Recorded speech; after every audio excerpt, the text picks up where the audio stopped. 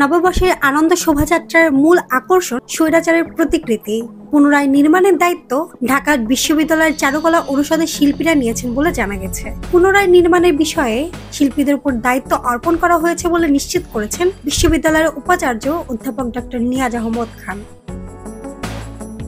শনিবার 12 এপ্রিল রাতে চারুকলার প্রাঙ্গণে শোভাযাত্রার প্রস্তুতি পরিদর্শনকালে একথা জানান তিনি। উপাচার্য ডক্টর নিয়াজ বলেন, আমরা একটি উদ্যোগ নিয়েছিলাম, সেখানে বাধা এসেছে। এ ধরনের কাজে বাধা আসেই, ষড়যন্ত্র থাকে, তবে মানুষের পরিশ্রম আর আল্লাহর ওপর ভরসা রেখে এসব ষড়যন্ত্র মোকাবেলা করে আমরা এগিয়ে যাব শত্রুর মুখে ছাই দিয়ে। এই কাজে সবার সহযোগিতা কামনা করছি। আমরা এখন একটি জাতীয় দায়িত্ব পালন করছি এবং একটাই চাওয়া, সবাই আমাদের পাশে থাকুন।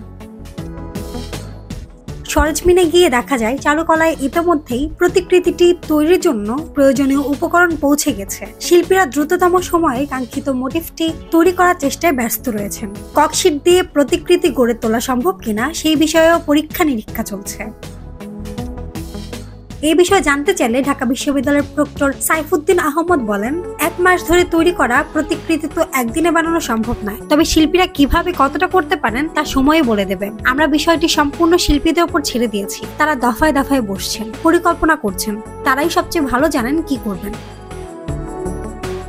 এর আগে রাত 9:30টায় চারুকলার শোভাযাত্রার অগ্রগতি দেখতে আসেন অন্তর্বর্তী সরকারের সংস্কৃতি বিষয়ক মন্ত্রণালয়ের উপদেষ্টা মুস্তাফা সরোয়ার ফারুকী। তিনি বলেন, ফ্যাসিস্টদের প্রতিকৃতি ধ্বংস করে শিল্পীদের মনোবল ভাঙার চেষ্টা করা হলেও আমি এসে দেখেছি তাদের স্পিরিট দ্বিগুণ হয়ে গেছে।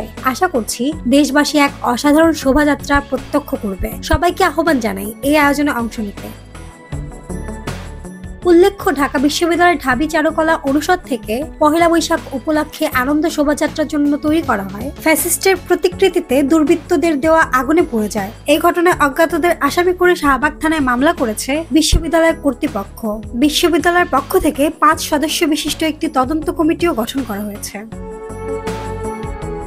মাহমুদ আঞ্জুম বৃষ্টি, ডেস্ক রিপোর্ট, কথা কম।